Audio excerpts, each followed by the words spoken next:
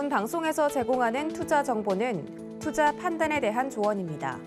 방송에서 제공하는 주식의 가치, 가격 상승 및 가격 하락에 대해서는 방송사에서 보장하지 않습니다.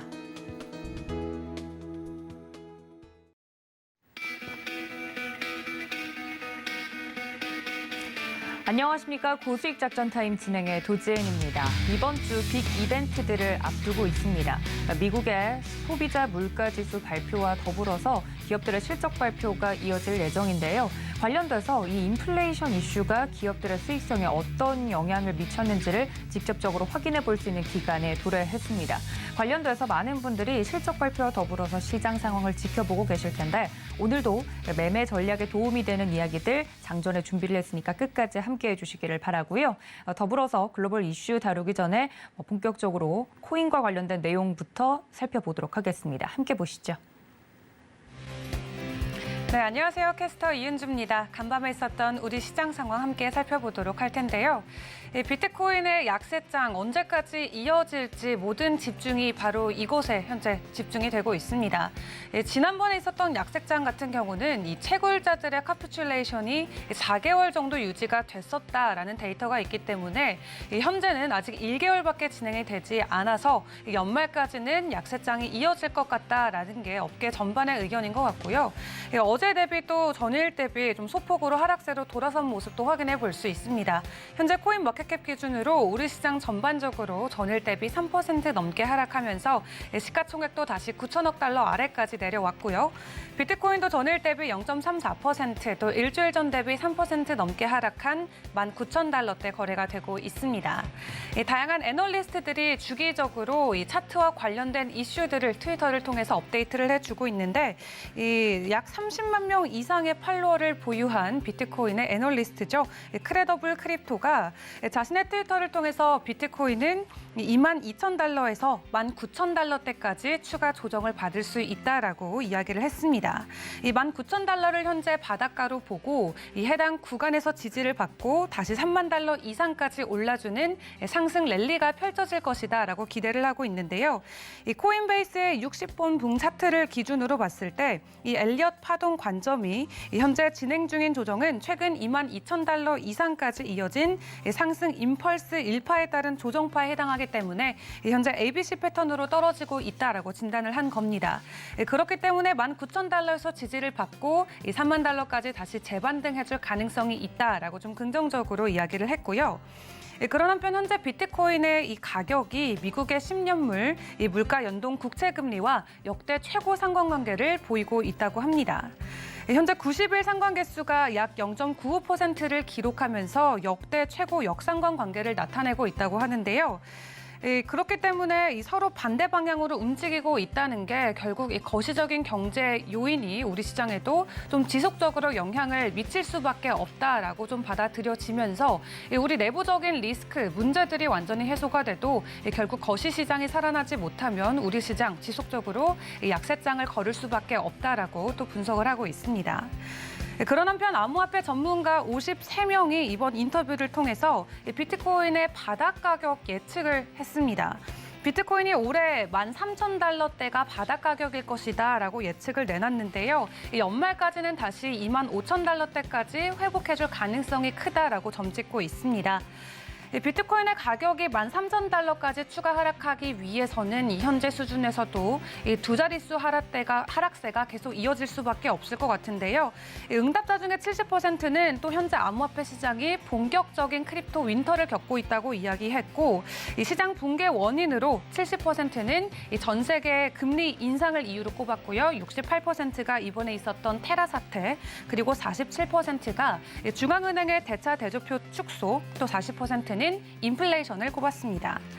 이렇게 크립토 윈터가 지속되는 가운데 29%는 올해 안에 끝날 것이다라고 이야기한 반면에 46%는 이번 윈터, 내년까지는 지속될 것이다라고 예측을 했거든요. 암호화폐 전문가들이 참여한 설문조사인 만큼 좀 시장에서도 좀 비중 있게 다뤄지고 있는 것 같습니다.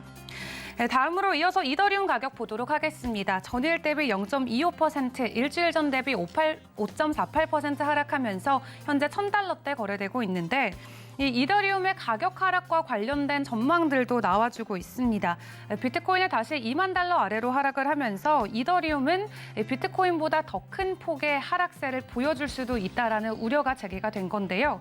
현재 $1,000 선을 간신히 지지해주고 있지만 이 해당 지지선도 조만간 무너질 수 있을 것 같다라는 의견이 나오고 있습니다.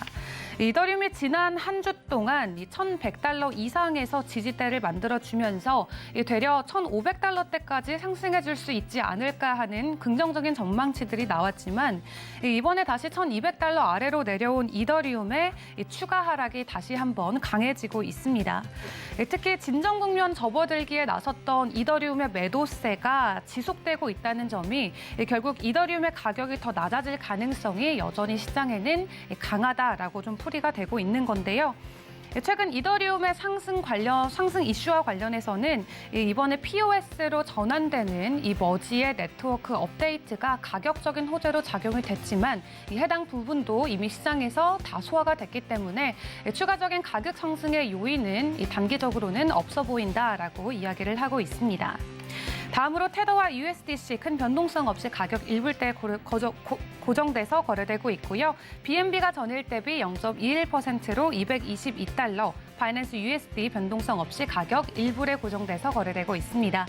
리플 같은 경우 전일 대비 0.06% 하락하면서 현재 0.31달러까지 내려왔는데 리플은 정말 고질적인 또 문제를 가지고 있죠. 리플의 전 CTO였던 이 기술자 한 명이 가지고 있는 리플의 물량, 지속적으로 팔아내면서 이 시장에 강력한 매도 압력을 가하고 있습니다.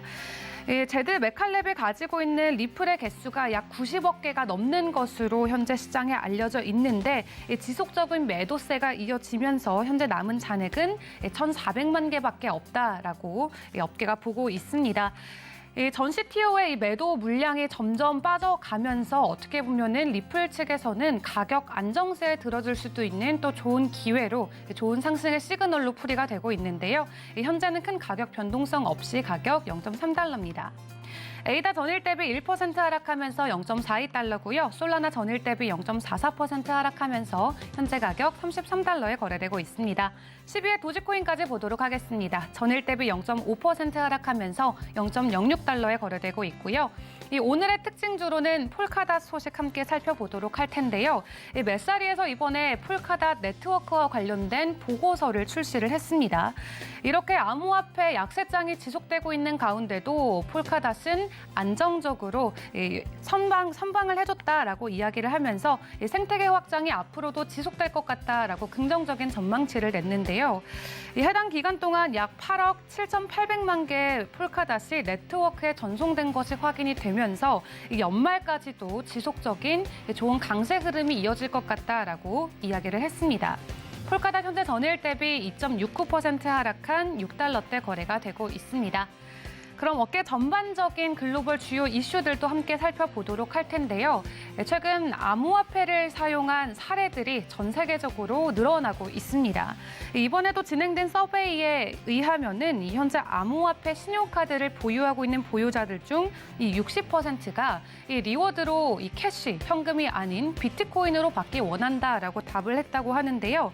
비트코인을 받고 싶다고 한 응답자가 60%, 그 외 이더리움이 41%, 라이트코인, USDC, 그리고 리플, 도지코인 순이 뒤를 따랐습니다. 리워드를 받은 비트코인을 다시 재투자하겠다는 응답자의 비율도 60%로 많았고요. 은행 저축이 46%, 비상자금 운용이 38%, 또 은퇴자금 마련이 30%로 받은 리워드를 다시 재투자하겠다는 비중이 월등히 높았습니다. 또한 응답자 절반은 매번 상품을 구매할 때마다 이 암호화폐 신용카드로 결제할 의향이 있다고 답하고 그중 80%는 앞으로 비트코인이 현금 기반 신용카드를 완전히 대체할 수 있을 것 같다라고 긍정적인 전망치를 내기도 했습니다. 그런 한편 요즘 개발도상국에서는 이 급여 자체를 비트코인으로 지불하는 사례도 늘어나고 있다라고 합니다. 인플레이션 급증 우려 속에서 아르헨티나, 브라질, 터키, 아프리카 등과 같은 국가에서는 급여를 아예 암호화폐로 지불을 하고 있다라고 하는데요. 현재와 같이 이렇게 초인플레이션 사태를 겪고 있는 상황에서 금융 불안정을 경험해본 국가들 같은 경우는 이 암호화폐를 결국 주요 수단으로 받아들이고 있다라고 풀이해볼 수 있을 것 같습니다. 또 글로벌 기업이 전통 국제 송금의 대안으로 비트코인과 이더리움 혹은 달러 고정의 스테이블 코인 등을 선택하고 있는 사례가 늘어나면서 이 선진국에서도 이 암호화폐의 사용 사례가 늘어날 것으로 전망이 되고 있습니다.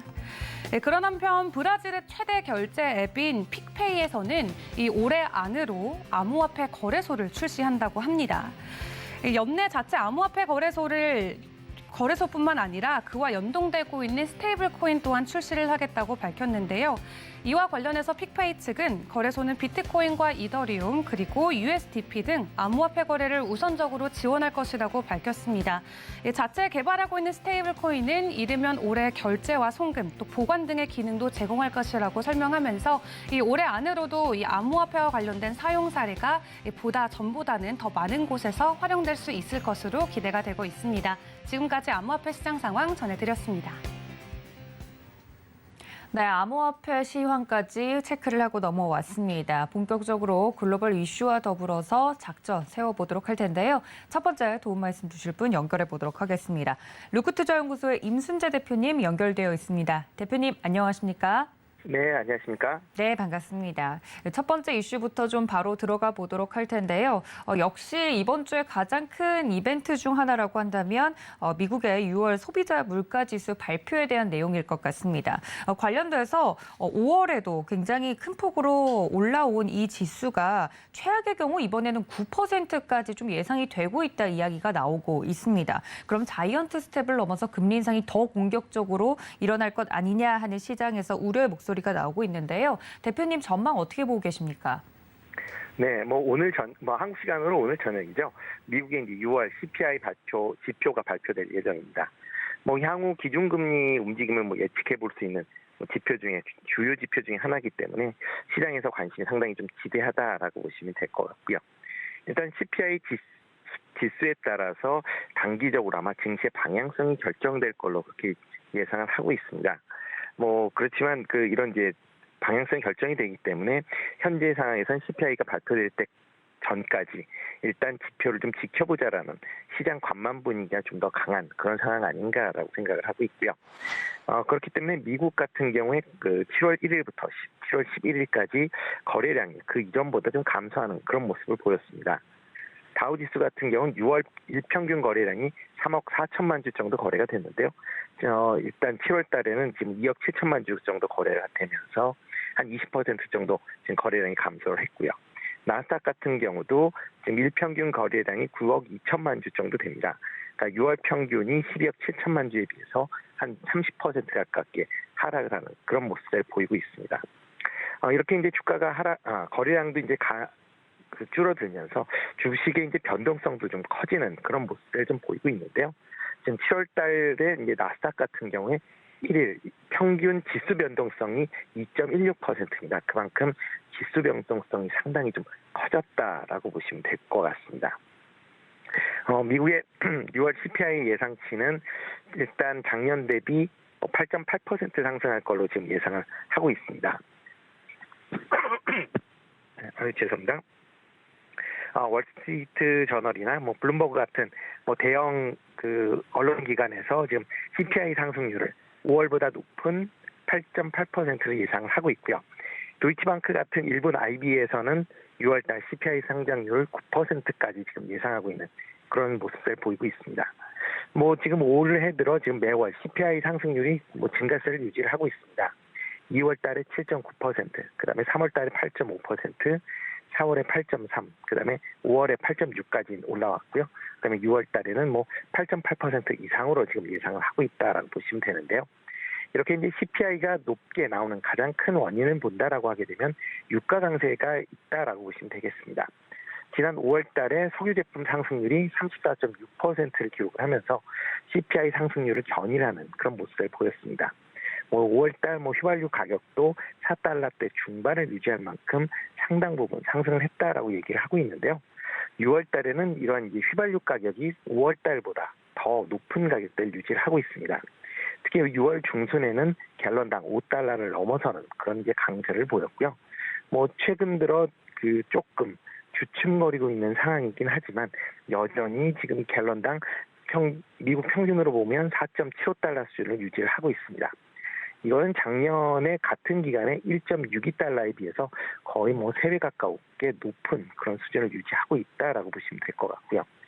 다만 이제 7월 달에는 조금 이 유가 관련된 부분은 조금 안정될 가능성이 좀 있다라는 게 좀 긍정적인 거 아닌가라는 생각이 들고 있습니다.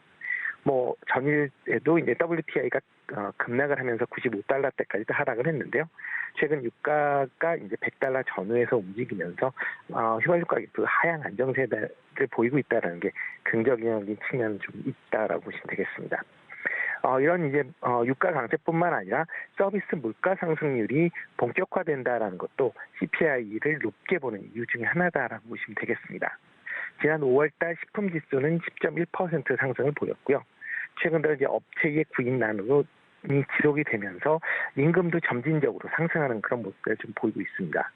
6월달 시간당 평균 급여 인상률이 전년 대비 5.1%를 올랐거든요. 그만큼 가격이 임금이 조금씩 올라가고 있는 그런 상황이다라고 보시면 될 것 같고요. 하반기 들어 아마 기업의 수익성이 추가적으로 조금 악화가 이제 가능성은 있기 때문에 뭐 이에 따라서 기업들도 제품 가격을 추가적인 인상을 하지 않을까라는 그런 우려가 여전히 남아있는 그런 상황입니다. 그렇기 때문에 뭐 여러 가지 재원 상황을 본다라고 하게 되면 6월 CPI는 9% 내외가 될 가능성이 좀 높지 않을까. 그러니까 뭐 9%대가 일단 뭐 8.9나 9는 9가 되지 않을까라는 생각을 해보고 있는데요. 뭐 이렇게 생각하는 이유 중에 하나가 조금 전에 말씀드렸었던 원자재 강세의 지속, 그다음에 임금 등에 대한 비용 부분의 상승세의 영향이 가장 클 걸로 보여지고 있습니다. 만약 이제 9% 정도의 이제 CPI 상승률이 나온다라고 하게 되면 증시는 단기적으로 급락을 할 수밖에 없을 걸로 예상이 되고 있고요. 다만 이제 이렇게 이제 CPI 지수가 올라간다라고 하게 되면 미국 연준 입장에서도 보면 자이언트 스텝 이상의 추가적인 긴축을 하지 않을까라는 그런 우려 섞인 그런 전망이 나올 걸로 예상이 되고요. 그렇기 때문에 주가는 하락한 이후 아마 좀 더 약세 국면을 이어갈 가능성 충분히 있다라고 생각이 됩니다. 네, 말씀해 주신 것처럼 이 6월 소비자 물가 지수에 또 집중을 하고 있는 이유 다들 알고 계실 거라고 생각합니다. 이 이슈와 더불어서 굵직한 기업들의 실적 발표가 이어질 예정인데 시장이 이러한 이벤트들에 주목하는 이유는 본격적으로 경기 침체 가능성이 다시 불거지는 것 아니냐 하는 부분 때문인데요. 경기 침체 우려 재점화 가능성은 어떻게 보십니까? 네, 일단 뭐 6월달 CPI가 시장 예상치를 상회할 경우에는 뭐 당연히 경기 둔화에 대한 침체 가능성에 대해서 얘기가 다시 나올 수 있다라고 생각이 됩니다. 그 이유 중에 하나는 이제 9%대를 기록을 한다라고 하게 되면 연준의 추가적인 긴축 가능성이 다시 대두될 수 있다라고 보시면 될 것 같고요. 연준 같은 경우는 뭐 지난 5월달 뭐 기자회견 이후에도 계속 인플레이션 안정을 위해서 모든 정책 수단을 쓸 것이다라고 지금 천명을 한 그런 상황입니다. 현재와 같이 이렇게 그러니까 소비자 물가 지수가 계속 올라간다라고 하게 되면 이거를 낮추기 위해서는 시장에 충격을 주는 그런 요법이 불가피하다라고 보시면 되겠습니다. 그러기 위해서는 지금 시장 충격을 연준에서 주는 가장 좋은 방법은 기준금리의 인상 폭을 지금 예상보다 좀 확대하는 그런 방안이다라고 보시면 될 것 같고요. 지금 뭐 연준에서는 뭐 지금 7월 그 기준금리 인상을 뭐 자이언트 스텝으로 지금 예상을 하고 있는 그런 상황입니다. 이런 이제 자이언트 스텝을 예상하는 가장 큰 이유는 고용 지표가 상당히 좀 안정적인 모습을 보이고 있다라는 거고요. 지난주 고용 지표를 본다라고 하게 되면 연준의 이러한 정책 방향에 대해서는 계속 이어질 것이다라는 그런 이제 예측치가 좀 더 강한다라고 보시면 될 것 같습니다.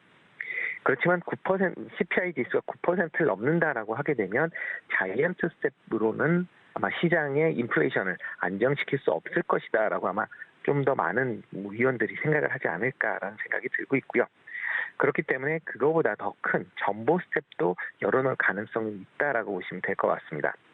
여기서 전보 스텝은 이제 기준금리를 1%포인트 이상 올리는 그런 이제 내용이다라고 보시면 될 것 같은데요. 이에 따라서 지금 FOMC 회의를 이제 예측하고 있는 패드 워치를 본다라고 하게 되면 지금 이제 자이언트 스텝을 할 확률이 이제 93%를 지금 기록을 하고 있고요.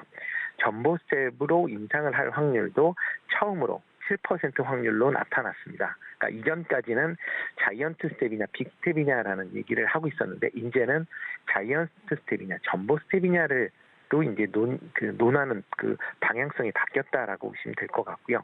그만큼 CPI가 올라간다라고 하게 되면 그 연준 입장에서도 보면 기준금리를 좀 더 급격하게 올릴 걸로 예상이 되고요. 이렇게 연준의 기준금리의 급격한 인상은 경기 둔화가 불가피하다라고 보시면 될 것 같습니다. 일단 연준이 실업률이 지금보다 높은 5%대까지 용인할 수 있다라고 얘기를 하면서 지금 불은 지피고 있지만 일단 고용 지표라는 것 자체가 경기 후행성 지표입니다. 그래서 경기가 지금같이 좋아졌었던 상황에서는 계속 그 고용 지표도 좋은 그런 흐름을 보이고 있고요. 경기가 나빠지는 게 확인되는 시점에서 고용 지표가 부진한 그런 모습을 보이게 되는 그런 상황입니다. 그렇기 때문에 고용 지표가 나빠졌다라고 하게 되면 이거는 경기 둔화가 될 것이다가 아니라 경기 둔화 국면으로 이해를 하시는 게 좀 더 맞지 않을까라는 생각을 해보고 있고요. 그렇기 때문에 지금 현재 고용 지표가 좋다라고 경기 연착륙을 논하기에는 아직까지 논리적으로 조금 빈약하다라고 보시는 게 더 맞지 않을까 싶습니다. 그렇기 때문에 급격한 기준금리 인상을 하게 되면 급격한 소비 위축을 막기지 하게 될 것 같고요. 특히 미국 GDP에서 소비가 차지하는 비중이 전체 3분의 2 정도 지금 차지하고 있기 때문에 소비가 위축이 된다라고 하게 되면 경기 둔화는 어쩔 수 없는 상황이다라고 보시면 되겠습니다. 이런 이제 소비자들의 소비 감소가 이어진다라고 하게 되면 기업의 실적도 부정적인 영향을 미칠 수밖에 없다라고 보시면 될 것 같습니다. 이번 주보다 미국 기업들의 2분기 실적이 지금 발표가 되고 있는데요. 특히 오늘 같은 경우는 이제 펩시코가 실적을 발표했는데 예상보다 조금 좋은 실적을 발표를 했습니다. 그리고 이번 주 후반부터는 금융주를 비롯해서 본격적인 발표가 시작이 될 걸로 예상이 되고 있고요. 7월 마지막 주에 많은 투자자들이 관심을 갖는 대형 IT 기업들의 실적 발표가 있을 예정입니다.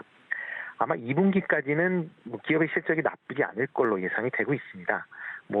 전반적으로 우크라이나 전쟁과 그다음에 원자재 가격의 상승세가 충분히 있긴 했었지만 그만큼 제품 가격을 전가를 시켰다는 부분이 분명히 있다라고 보시면 될 것 같고요. 그렇지만 이제 하반기 가이던스는 조금 다르게 전개될 가능성이 좀 클 걸로 예상이 되고 있습니다. 특히 이제 각 기업들의 하반기 실적 예상치를 지금 조금씩 낮추고 있는 그런 모습을 좀 보이고 있습니다. 그리고 그에 따라서 증권사 같은 경우도 지금 목표 주가를 조금씩 낮추고 있는 그런 상황인데요. 이런 낮추는 가장 큰 이유는 향후 경기 둔화에 맞춰서 기업의 실적을 미리 좀 낮추는 그런 예상이다라고 보시면 될 것 같고요. 내년 이후에 경기 둔화가 본격화된다라고 하게 되면 지금 기업들이 해서 이제 낮추는 실적이 좀 더 낮아질 수밖에 없다라고 보시면 될 것 같습니다. 그렇기 때문에 이번에 실적 발표 기간 중에는 아마 하반기 가이던스에 좀 더 관심 있게 보실 필요는 있지 않을까 싶고요. 국내 기업들도 마찬가지로 하반기 실적에 대한 우려가 커질 걸로 예상이 되고 있습니다. 국내 기업들도 2분기 실적이 지금 이제 줄줄이 발표되고 있는 그런 상황인데요. 국내 증권사들도 지금 하반기에 기업 실적을 계속 조금씩 낮추고 있는 그런 모습을 좀 보이고 있습니다. 특히 글로벌 경기가 둔화된다라고 하게 되면 수출 중심인 기업들한테는 향후 이제 상당히 실적에서 부담스럽게 작용할 수밖에 없다라고 보시면 될 것 같고요. 그렇기 때문에 하반기 실적이 상반기에 비해서 상당히 좀 부진할 가능성은 충분히 있다라고 보시면 되겠습니다. 그렇기 때문에 기업 실적을 보실 때 상반기 실적, 특히 2분기 실적이 좋다라고 해서 기업이 좋아질 것이다라고 판단하시기보다는 하반기 실적을 같이 보면서 하반기 실적 예측치를 같이 보면서 투자 판단하시는 게 좀 더 현명하지 않을까 싶습니다. 네, 이번 실적을 또 기준 삼아서 하반기 그 이후로는 어떻게 기업들의 전망이 또 좋아질지 나빠질지에 대해서 좀 주목해서 보는 것이 좋겠다 이야기를 해드렸습니다. 두 번째 이슈로 좀 넘어가 보도록 하죠. 어제였죠. 원전과 관련된 이야기를 대통령이 다시 한번 강조를 했습니다. 정부가 신한울 3, 4호기 건설 착공 시기를 오는 2024년으로 앞당기기도 했고요. 앞으로 원전 비중도 30% 정도로 늘리겠다라고까지 발표를 했다고 합니다. 원전 관련주들이 기대감을 가질 수밖에 없을 것 같은데 관련돼서 전망 어떻게 보고 계십니까? 네, 어저께 산자부 장관이 윤 대통령한테 이제 업무 보고를 했습니다. 업무 보고 내용을 보면 이제 뭐 산업 관련된 부분, 특히 이제 기업 프로젝트에 관련된 규제 개혁 관련된 부분 하고요. 그다음에 이제 미국하고의 통상 관련된 부분, 그다음에 이제 원전을 비롯한 에너지 관련 부분, 이렇게 뭐 세 개다라고 보시면 될 것 같고요. 지금 이제 시장에서 조금 관심 있게 보는 쪽은 이제 에너지 관련 부분 아닌가라는 생각을 하고 있습니다. 뭐 에너지 관련돼서 특히 이제 원전의 이제 생태계 복원을 위해서 지금 뭐 1,300억 정도의 일감을 올해 조기에 발주를 하겠다라는 그런 얘기가 나오고 있고요. 그리고 공사가 중단된 신한울 3, 4호기에 대해서 2024년부터 조기 건설을 재개하겠다라는 얘기를 하고 있습니다. 특히 건설 재개를 위해서 이제 환경 영향 평가를 이제 실시하게 되는데요. 이런 환경 영향 평가를 환경부와 뭐 조기에 협의를 해서 빨리 마치겠다라고 지금 얘기를 하고 있는 그런 상황입니다. 그리고 향후 운영 기간이 끝나는 원전에 대한 계속 운전을 위한 이제 절차도 빠르게 진행을 할 것이다라고 얘기를 했고요. 아마 지금 원전이 지금 10기 정도가 2030년까지 운영 허가 기간이 이제 종료가 되니까요. 아마 빠르게 정부 입장에서도 진행하지 않을까 싶습니다. 이와 더불어 올해 이제 원전 기자재 발주 규모가 1,300억대로 이제 확대될 것이다라는 게 주요 내용이었습니다. 이에 따라서 이제 원전 기자재 관련된 부분에 대해서 관심은 충분히 가지실 필요가 있다라고 보여집니다. 특히 원전의 조기 착공, 그다음에 기자재 발주에 대해서 원전 기업에 대한 지금 자금이 숨통이 좀 트일 걸로 그렇게 예상이 되고 있고요. 향후 원전 수출을 위해서 많은 노력을 하고 있기 때문에 이런 게 같이 묶인다라고 하게 되면 원전 생태계의 활기도 이제 되찾을 걸로 전망을 하고 있는 그런 상황입니다. 그렇지만 이제 주가 측면에서 본다라고 하게 되면 원전 시장 확대에 대한 기대감은 어느 정도 주가에 반영이 된 상황 아닌가라는 생각을 해보고 있습니다. 이런 기대감 때문에 지금 윤 정부 출범 이후에 상승을 했었고요. 그렇지만 실질적으로 원전 추진상이 아직까지는 좀 부지한 그런 상황이기 때문에 주가가 다시 좀 하락을 하는 그런 모습을 보였습니다.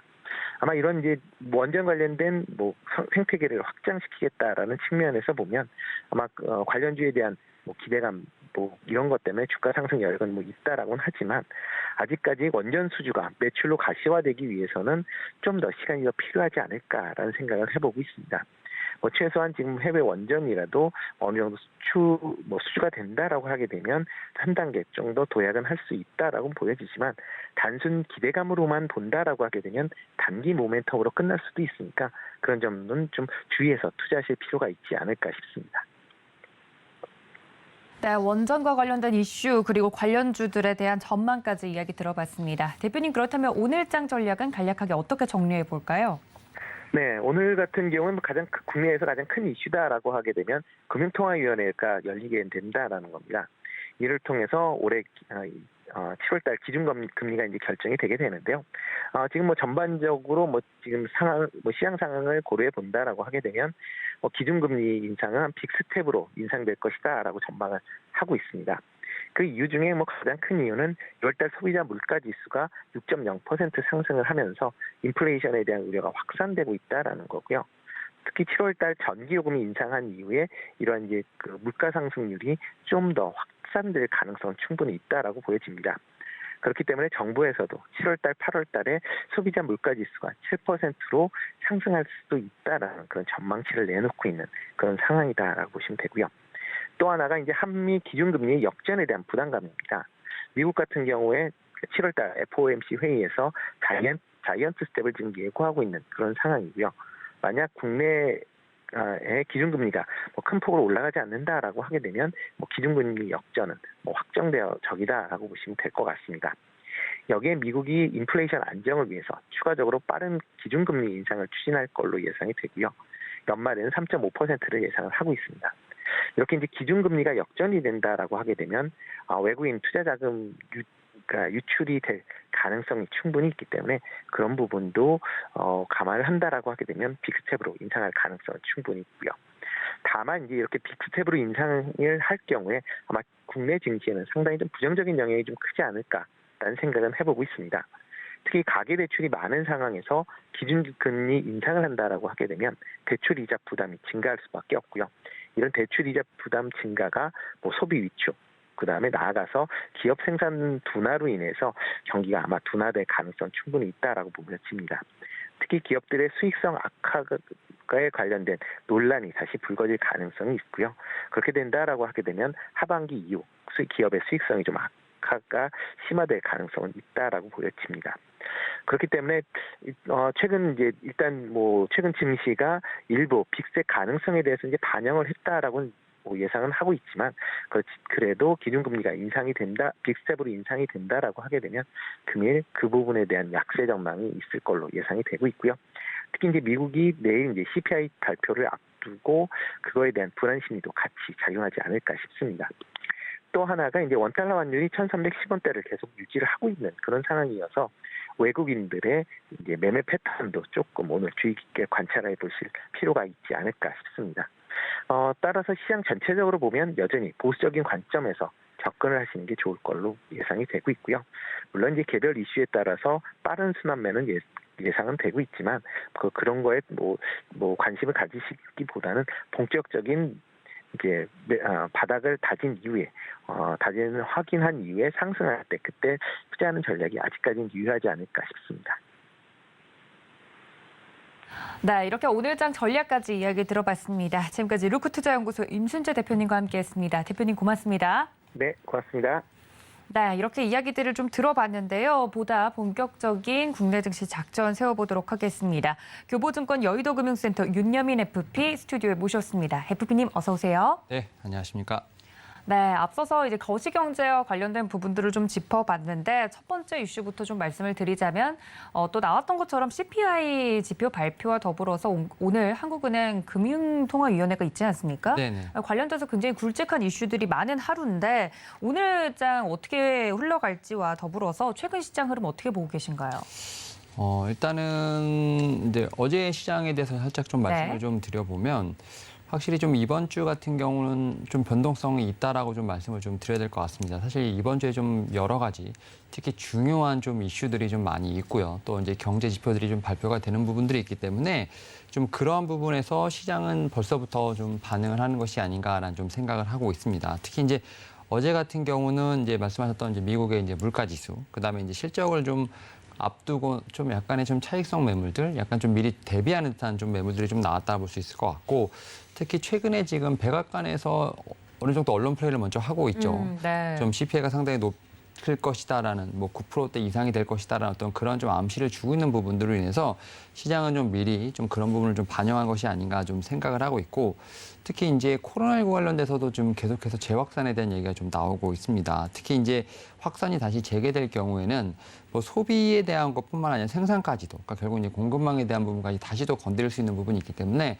코로나19의 어떤 확산세도 상당히 좀 제가 볼 때는 좀 부담스러운 재료가 아닐까 좀 생각을 하고 있고, 특히 어제 같은 경우 또 이제 우리나라 시장에서 좀 특징적이었던 것이 뭐냐면 이제 2차 전지주가 관련돼서 좀 많이 급락이 좀 나왔었습니다. 네. 특히 이제 버크셔 해서웨이 쪽에서 이제 지분을 양도한다, 이제 BDO에 관련된 부분들, 테슬라 같은 경우도 약간 좀 악재가 있었죠. 이런 부분을 통해서 사실 중국 증시도 3일 연속으로 좀 하락을 하는 모습을 좀 보여줬기 때문에 이런 부분들이 좀 증시에 상당히 좀 악영향을 좀 끼쳤다라고 볼 수 있을 것 같습니다.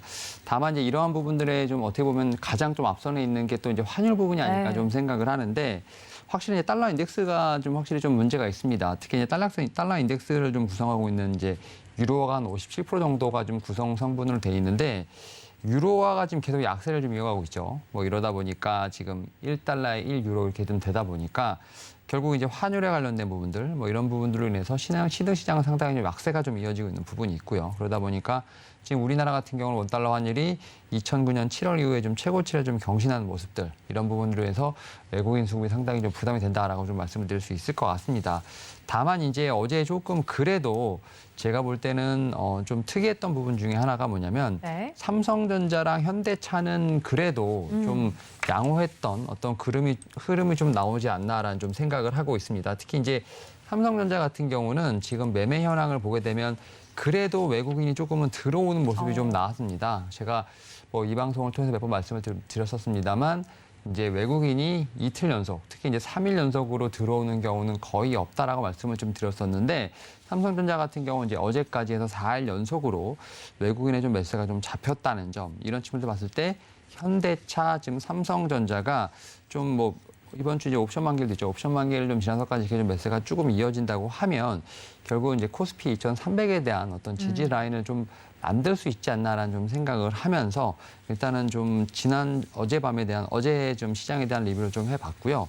일단 오늘 같은 경우 지금 말씀하셨던 것처럼 저는 크게 좀 세 가지 이슈가 있다라고 좀 말씀을 좀 드려볼 수 있을 것 같습니다. 일단은 오늘 이제 금통위 발표가 있죠. 지금 이제 25bp냐 50bp냐 결국 인상은 거의 확실히 된다라고 생각이 드는데 25bp 인상을 좀 기대할 수도 있겠습니다만 이렇게 된다면 좀 워낙 약세가 이어질 것으로 보이고 있기 때문에 50bp 인상에 대한 부분들 오히려 그게 더 시장에서는 반가운 일이 아닐까라는 좀 생각을 하고 있고 그다음에 이제 미국 CPI 같은 경우는 지금 이제 오늘 밤에 나오죠. 그럼 이제 내일 시장에 좀 이제 반영이 될 것으로 보이고 있는데 확실히 지금 앞서서 말씀드렸던 것처럼 이제 백악관이 언론 플레이를 좀 하고 있는 상황인데 컨센서스가 지금 8.6에서 8.8 뭐 이 정도 되는 것 같은데 결국은 이런 부분에서 이제 컨센서스를 얼마나 화해하느냐 아니면 근데 넘어가느냐 이게 가장 중요하지 않을까 좀 말씀을 좀 드려보도록 하겠고 마지막으로 오늘 이제 유가가 좀 이제 급락을 한 부분이 있는데 이 바이든 대통령이 사우디 지금 일정이 있죠. 근데 이제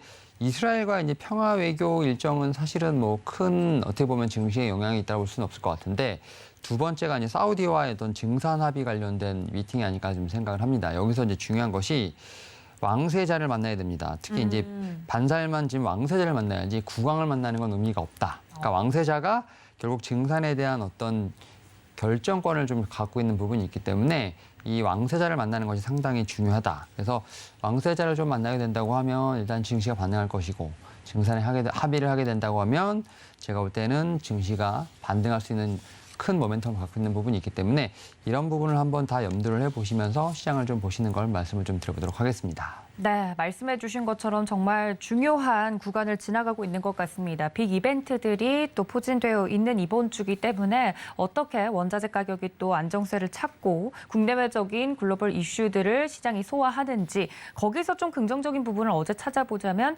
삼성전자와 현대차 등 좀 큰 형들이 버텨주는 모습을 보여줬다 이야기까지 나누어 봤습니다.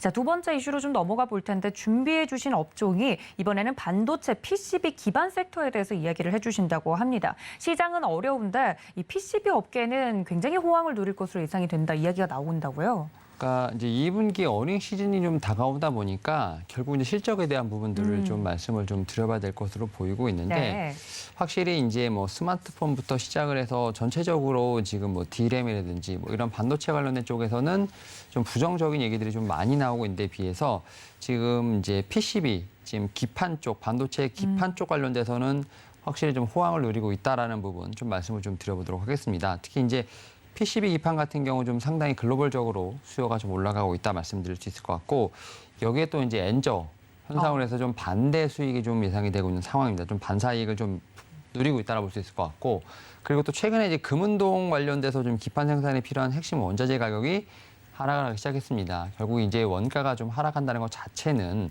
제가 볼 때는 재무 건전성에 상당히 도움이 되지 않을까라는 좀 생각을 하고 있고 특히 이제 우리나라 같은 경우는 이런 좀 PCB 쪽에서 특히 이제 최근에 보게 되면 FC, BGA 관련돼서 좀 사활을 걸고 있고 좀 증설을 많이 하고 있는 회사들이 있지 않습니까?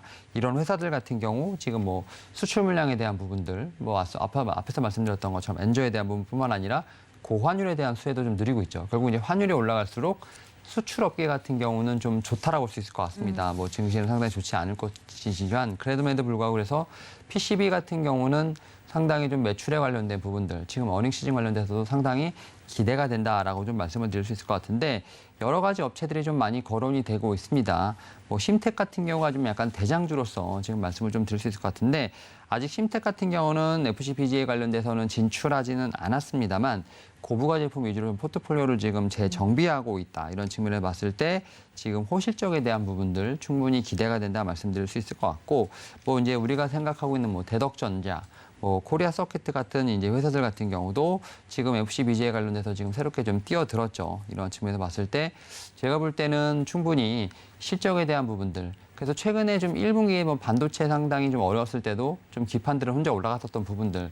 하지만 그때 당시에 이제 밸류에이션 너무 높다 보니까 쉽게 손이 나가지 않았었습니다. 다만 지금 같은 경우는 제가 생각할 땐 가격의 매력도가 너무 좋기 때문에 오히려 이제 반도체 쪽에서의 어떤 반등이 나오게 된다고 하면 1분기에 혼자 좀 어떻게 보면 상승을 이끌었던 PCB 쪽이 먼저 상승할 수 있지 않을까 좀 생각을 하면서 오늘 좀 말씀을 좀 드려보도록 하겠습니다. 네, IT 업계 전반적으로는 지금 현재 분위기가 좋지 않지만 그나마 좀 호황을 누리고 있는 쪽 반도체, 기판, PCB 관련돼서 자세하게 이야기를 해드렸습니다. 종목명까지 이야기를 해드렸으니까 여러분들 이 점까지 좀 참고를 해주시면 좋을 것 같고요. 마지막으로 오늘장 작전 세워보도록 하겠습니다. 전략이 좀 필요할 것 같아요. 하느니 이제 9시에 또 결과를 발표하는데 관련돼서 오늘장 전략을 저희 어떻게 해볼까요? 일단은 이번 주는 좀 상당히 변동성이 심하다 생각이 드는 것 중에 하나가 뭐냐면 일단은 금리 관련된 부분들, 이제 소비자 물가 지표 관련된 이제 좀 여러 가지 발표도 있지만 내일 또 이제 옵션 만기일이 있죠. 그쵸. 이제 우리나라는 옵션 만기일이 내일이고 미국은 또 금요일이죠. 그러다 보니까 중요한 지표가 발표된 이후에 옵션 만기일이 있다라는 측면에서 봤을 때 이번 주 같은 경우는 확실히 좀 시장을 좀 보수적으로 봐야 되지 않을까 좀 생각을 하고 있고 다만 이제 앞에서 말씀드렸던 것처럼 삼성전자라든지 현대차 같은 경우는 좀 양호한 편이라 말씀드릴 수 있을 것 같습니다. 결국 이제 외국인들이 봤을 때 물론 이런 이슈들은 다 알고 있지만 그럼에도 불구하고 주가가 너무 과대낙폭된 것이 아니냐라는 측면에서 봤을 때 좀 낙폭에 대한 부분들을 좀 보지 않았나 좀 생각이 들고 있고 특히 이제 수출주 관련돼서 얼마나 좀 실적에 대한 부분들을 받쳐주냐가 좀 중요하지 않을까 좀 생각을 하고 있는데 제가 볼 때 뭐 작년보다는 실적이 좋다라는 측면 거기다 또 이제 환율에 대한 효과도 분명히 있다라고 볼 수 있겠습니다만 제가 볼 때는 단순하게 환율 효과라기보다는 이런 측면에서 봤을 때 이제 좀 잘 코로나19에 대한 부분들을 견뎌내고 있고 인플레이션에 대한 상황을 잘 견뎌내고 있다라는 측면이 좀 더 점수를 받을 수 있지 않을까라는 좀 생각을 하고 있습니다. 에 따라서 앞에서 말씀드렸던 것처럼 이제 발표되는 부분들에 따라서 좀 순간순간에 좀 장은 출렁일 수 있습니다만 삼성전자, 현대차 같은 좀 어떻게 보면 대장주들의 매수세를 조금씩 보면서 좀 코스피 같은 경우 2,300선에 대한 어떤 지지력 테스트가 좀 먼저 일어나야 되지 않을까 생각을 하면서 일단 오늘 시장은 좀 이 두 대형주의 움직임을 좀 보면서 좀 대응하는 걸 좀 말씀을 좀 드려보도록 하겠습니다. 네, 이렇게 오늘장 전략까지 이야기를 들어봤습니다. 지금까지 교보증권 여의도금융센터 윤여민 FP님과 함께했습니다. FP님 고맙습니다. 네, 감사합니다. 네, 이어서 종목에 대한 작전까지 이어가 보도록 하겠습니다. 글로원 파트너스 이성웅 이사님 전화 연결합니다. 이사님 안녕하십니까? 네, 안녕하세요. 네, 반갑습니다. 첫 번째 이슈부터 좀 짚어보도록 하겠습니다. 국제유가가 $100 밑으로 급락이 나왔습니다. 원자재 가격이 좀 안정이 되는 것 아니냐 이야기들이 나오고 있는데 원자재 가격 조정세에서 고려해야 될 점 어떤 점일까요? 네, 최근에 유가가 한번 8%대 하락이 나왔을 때 그 화학주 같은 경우는 한 4% 정도 오전에 시세가 났다가 그 시세를 다 반납하는 걸 저희가 확인을 할 수 있었고요.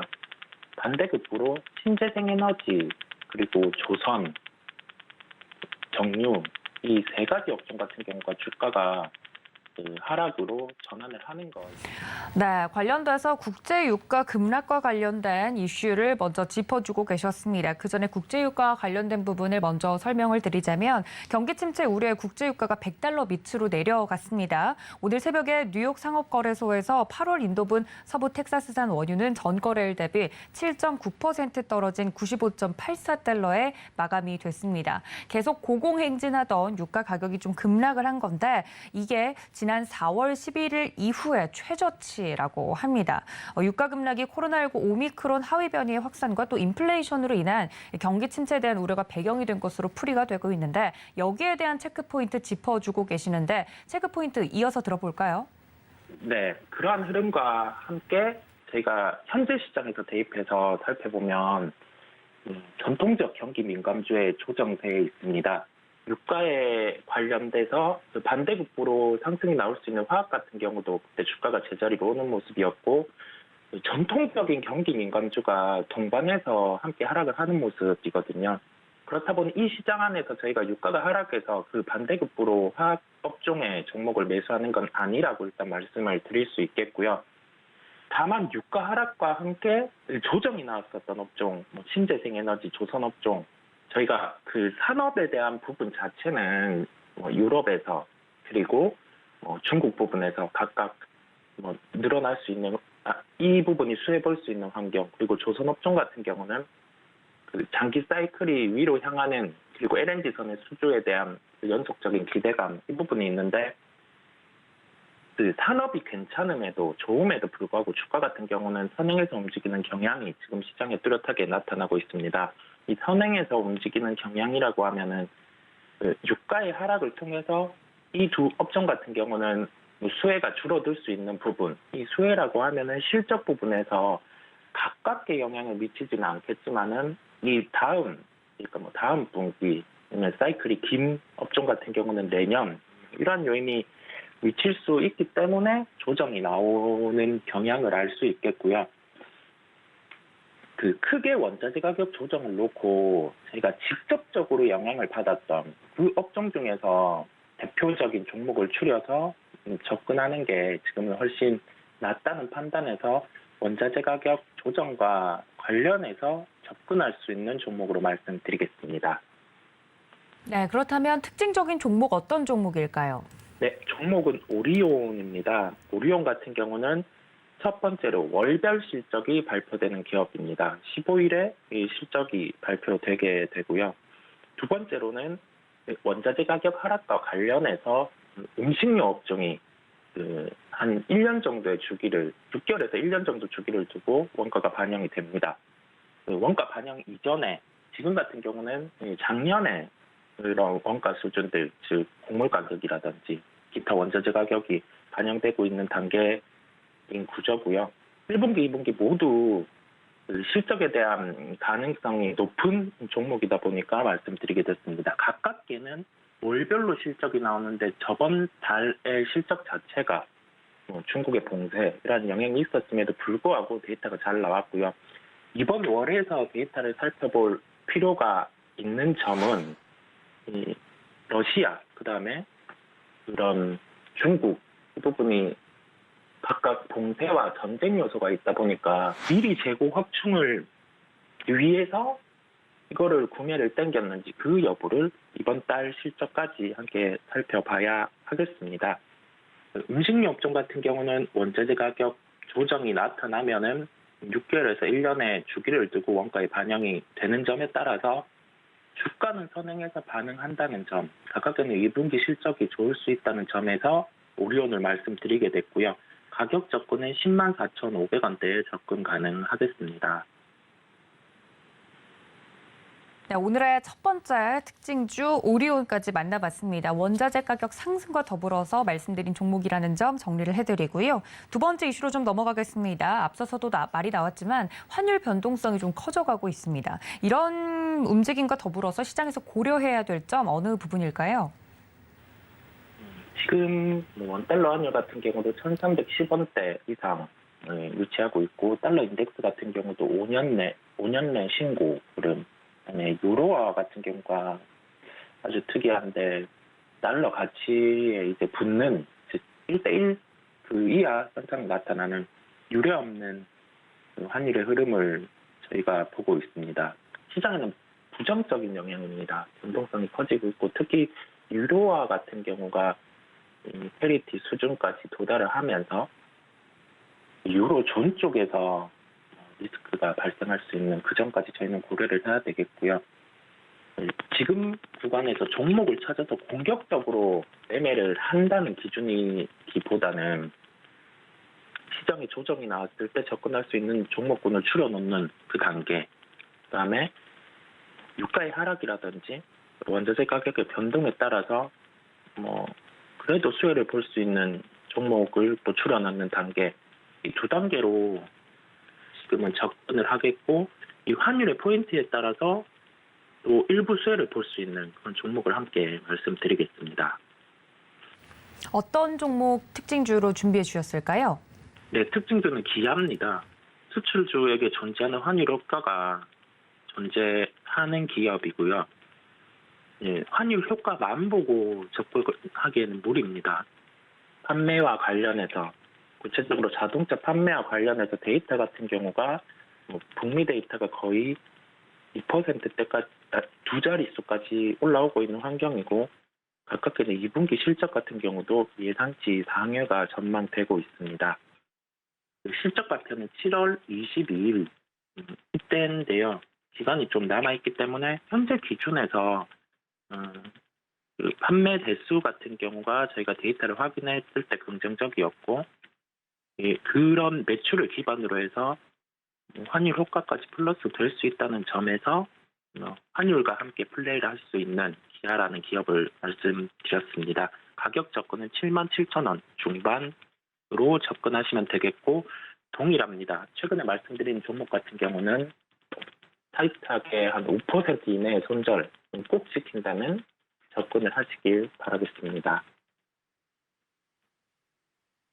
네, 어제 흐름이 좋았던 두 번째 특징주 기아였습니다. 가격 접근선을 반드시 확인하자 말씀을 드렸으니까 이 점까지 여러분들 확인해 주시면 좋을 것 같고요. 지금까지 글로원 파트너스 이성홍 이사님과 함께했습니다. 이사님 고맙습니다. 네, 감사합니다.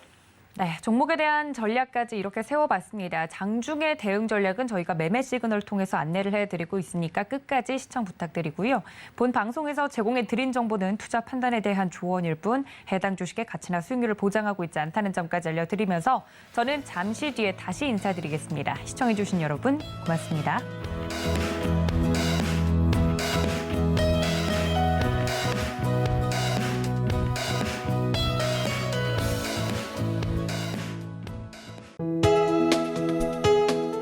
본 방송에서 제공하는 투자 정보는 투자 판단에 대한 조언입니다. 방송에서 제공하는 주식의 가치, 가격 상승 및 가격 하락에 대해서는 방송사에서 보장하지 않습니다.